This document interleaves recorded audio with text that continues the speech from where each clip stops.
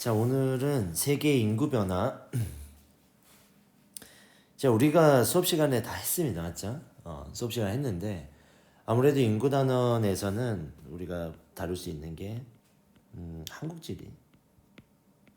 그다음에 이제 이해를 바탕으로 해서 일반 사회 영역을 다룬다.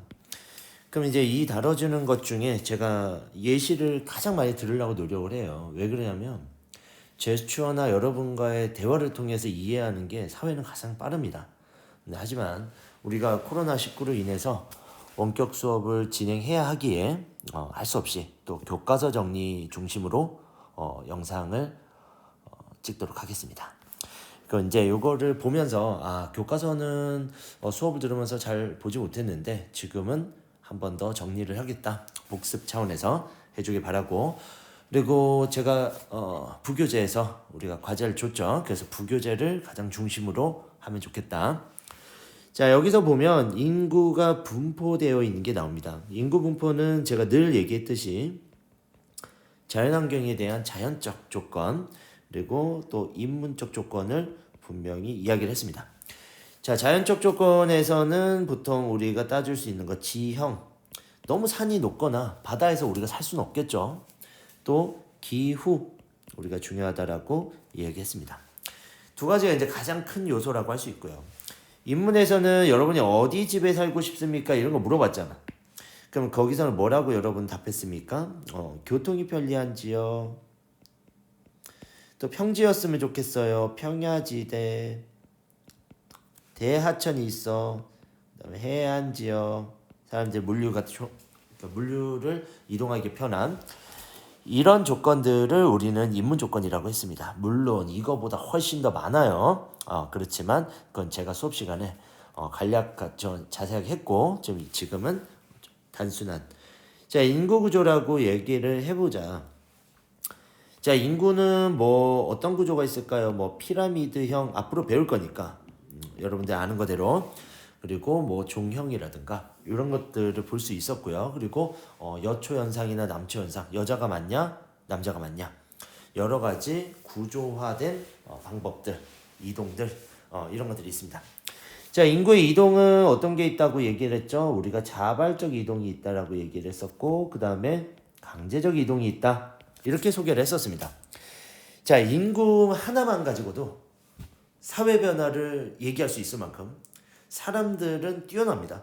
이 뛰어난 생명체가 어디에 살며 얼만큼 존재하고 또 어떤 구조화를 띠고 이런 것들은 우리가 변화 패턴을 설명하기에 가장 중요한 거다 이렇게 얘기할 수 있죠. 자, 그럼 우리는 전 세계 인구로 가봅니다. 전 세계 인구는 지금 방금 말했던 대로 지속해서 성장하고 있다. 사람이 많아지고 있어요. 그리고 나서 자연적이나 경제적 조건 등에 따라서 분포는 지역적으로 불균등하게 나타난다. 우리가 자원의 편재성이라는 말을 배운 적이 있습니다. 그렇기 때문에 우리나라에는 많은 자원이 없기 때문에 유한하다. 유한한 자원의 희소성에서 우리는 처지는 겁니다. 왜? 자원을 가지지 못한 나라니까. 또 땅도 너무 작아요. 사람도 마찬가지입니다. 우리나라 보면은 인구 밀도가 높고요. 사람들이 많습니다.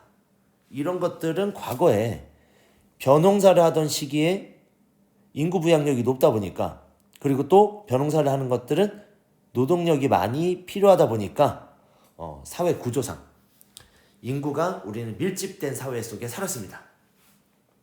하지만 유럽이나 미국 같은 경우는 모두 다 이렇게 밀집해서 살진 않아요. 하지만 미국이나 유럽에서도 사람들이 모여 살아서 많이 모여 있는 지역은 동일합니다. 그래서 이런 지역을 우리 뭐라고 소개를 했냐면 중위도라고 얘기를 했었고요. 그 다음에 뭐라고 했었죠? 온대 계절풍 기후 이런 이야기를 했었습니다.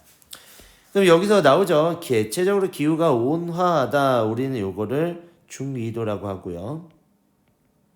사람들이 많이 사는 곳을 우리는 북반구라고 얘기합니다. 왜? 북반구에는 뭐가 많아서 육지가 많다. 뭐 이렇게 쓸 수 있겠죠. 자, 그리고 넓은 평야 얘기했었습니다. 평야 지역의 사람들이 평평한 지역에 살기를 원합니다. 이렇게 얘기했습니다. 자, 그리고 산업과 도시 발달에 유리한 지역, 여기는 뭡니까? 해안 지역을 얘기하죠. 물류가 빠르게 이동할 수 있다. 자, 반면에 기후나 지형이 적합하지 않거나 그리고 경제활동에 불리하다, 적합하지 않다라고 나옵니다. 그리고 교통이 불편한 지역을 중심으로 해서 적게 분포한다는 것을 분명히 설명할 수 있습니다. 자, 이제 아래 지역으로 넘어가 보죠. 자, 실제로 대륙별로 볼 때 아시아와 유럽에 가장 많은 인구가 밀집해 있다.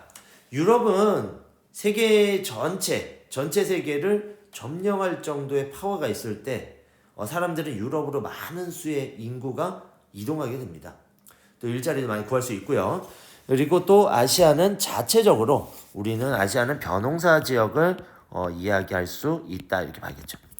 벼농사가 왜 많이 한다 그랬습니까? 여름에 뭐가 불어서 남동계절풍이 불어오기 때문에 남동계절풍 어디서 불어와요? 태평양 이렇게 우리 얘기할 수 있습니다. 자, 과거 유럽이란 도시는 과거에 이제 우리는 산업혁명이죠. 산업혁명을 통해서 우리가 구대륙이죠, 구대륙. 안정적인 구대륙을 사람들이 많이 모여 살기 시작했다는 부분을 설명할 수 있습니다. 인구 대부분이 어디에 위치해요? 북반구. 왜 대륙이 많다 이렇게 봐야겠죠. 자, 대륙이 많다는 얘기는 남반구와 북반구를 둘 다 비교했을 때는 북반구의 대륙이 압도적으로 많다는 걸 설명할 수 있습니다. 자, 그리고 나서 자, 우리는 다음에 뭘 배울까요? 자, 얘기를 하면 인구 구조가 지역마다 다르대요. 근데 이유를 우리 궁금합니다. 이렇게 얘기합니다. 자, 인구 구조는 나이나 성별에 따라서 분류한 결과다 이렇게 얘기합니다. 자, 하나 예를 들어볼까요? 자, 우리가 우리 반도체 공장이라고 얘기를 할까? 반도체가 많은 공장에는 누가 많을까요? 여자가 많이 근무를 하다 보니까 여자 사원들이 더 많다. 농촌은 어떨까? 반대로 농촌은 여자들보다는 남초 현상. 남자들 장가 못 가고 이런 사람들 많죠, 지금 농촌이나 이럴 때. 그래서 이런 것들을 설명할 수 있습니다. 인도와 독일을 굳이 이렇게 나누는 이유는 인도는 아무래도 뭘 소개합니까? 개발 도상국을 이야기하는 거고요. 독일은 선진국형이다 이렇게 소개할 수 있습니다. 자, 개발도상국은 뭐가 많아요? 우리가 영유아 인구라고 하는 많고요. 그 다음에 생산 가능 인구도 어느 정도 됩니다. 선진국으로 가니까 유아의 성장률은 적은 편입니다. 그리고 생산 가능 연령대 이쪽이 압도적으로 많다는 거. 그리고 노년층도 상대적으로 많다. 이렇게 우리는 이야기할 수 있습니다. 자, 중학교 때 사실 이 부분에 대해서는 너무 많이 잘 알고 있어요. 내가 수업 시간에 얘기했고 지금 또 얘기했잖아. 더 이상 얘기하지 않아도 될 정도로. 자, 통합사회 전국연합 보니까 어떻습니까? 그렇게 어렵지 않죠. 우리가 알아야 될 건 그 정도 수준까지입니다. 하지만 고등학교 2학년, 3학년으로 올라갈 때 사회의 난이도가 급격하게 상승하는 이유 때문에 저는 고3, 고2 문제를 반드시 풀어보고 시험 치기를 바랍니다. 개념이 다르진 않습니다. 수능형이라는 건 머리를 써야 돼요. 이해를 바탕으로. 그렇기 때문에. 자, 여기서 또 다음 걸 봅시다. 인구 피라미드를 보면 노년층 비율이 작게 나타나고요. 유소년층 비율은 크게 나타난다. 이게 포인트겠죠. 그럼 반대로 우리가 구분을 해보면 독일의 피라미드 보면 노년층은 어떻다? 크게 나타나고 유소년층 인구는 작게 나타난다는 게 우리가 큰 포인트가 될 수 있습니다. 해석을 한다면. 자, 그리고 선진국은 이렇게 나옵니다. 생활 수준이 높고요. 기술 수준이 발달한다. 사망률은 낮아요. 그리고 나서 이런 이유를 보면 여성의 뭡니까? 사회적 진출이 많다라는 걸 얘기할 수 있습니다. 그러니까 결국 뭐가 낮게 나요? 출생률이 낮게 나타난다. 자, 우리나라도 지금 저출산, 출생률이 낮은데 이례적인 현상에 선진국보다 훨씬 더 낮아지는 현상을 보여주고 있습니다. 이거는 여러 가지 조건, 가부장적 제도에 그동안에 받았던 이런 것들을 탈피하고 싶은 여성들의 권리를 찾는 움직임, 그리고 또 우리나라의 지금 산업 구조상 선진국처럼 안정되지 못해서 결혼하거나 이런 것들이 어렵다. 여성의 사회 진출도 여전히 어려운 거를 설명할 수 있겠습니다.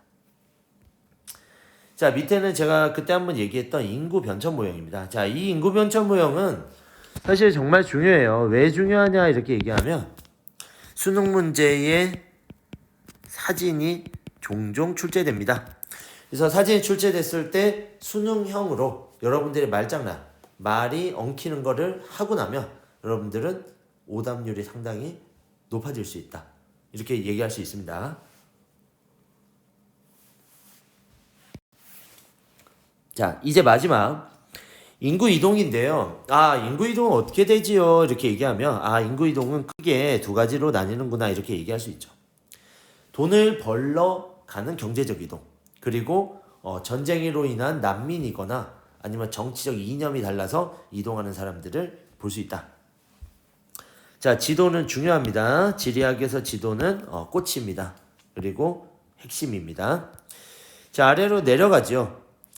자, 나는 경제적 이동의 대표적인 사례는 무엇일까요? 하니까 여기 나옵니다. 개발도상국이 임금 수준이 높고 고용 기회가 많은 선진국으로 가는 건 당연하다 이렇게 얘기합니다. 당연하다. 그렇게 갈 수밖에 없다. 정치적 이동의 대부분은 무엇일까? 전쟁이나 분쟁이다. 수업 시간에 얘기했죠. 그래서 우리가 시리아 난민이라든가 여러 난민들, 얘네들은 뭐야? 전쟁 고아, 전쟁 난민, 전쟁으로 국가를 잃어버린 이런 사람들에 대해서 이렇게 내전이 발생하고 정치적 이동이 될 수 있다는 사실. 자, 환경난민이라고 하는데 이거는 일부죠, 일부. 이것 때문에 떠나는 사람들이 그렇게 많지는 않겠지만 이런 것들이 발생할 수 있겠다. 자, 이런 이동의 결과를 한번 볼까요? 결과 어떻게 됐지? 유입된 지역은 노동력 확보로 인해서 경제가 활성화될 수 있지만 기존의 이주민과 뭐합니까? 이주민과 기존의 주민들 간의 문화적 차이로 갈등이 발생할 수 있다. 자, 그 예전에 과거에 보면 드라마나 이런 데 보면 촌락에서 아니면 시골에서 넘어옵니다, 사람들이. 도시적 생활 양식에 접근하지 못하고 적응하지 못해서 이런 것들로 갈등이 발생하기도 한다는 얘기죠. 인구 유출 지역은 이주 노동자들의 송금으로 외화가 유입되지만 청장년층의 노동력이 나빠지는 부작용을 겪기도 한다는 사실을 이야기할 수 있습니다. 자, 여기까지 일단 하면 여러분들이 인구가 왜 이동하는구나, 인구가 이동하는 원인은 무엇이구나, 그리고 인구는 어떻게 이동하고 변화되는가를 우리 살폈습니다. 그래서 이렇게 살핀 걸 가지고 여러분들이 조금 더 어려운 문제들을 도전해 보시게. 그 처음은 부교재, 두 번째는 모의고사 문제를 반드시 풀어보기를 저는 중요시하다고 상당히 얘기할 수 있겠습니다. 그래서 여기까지 마치겠습니다.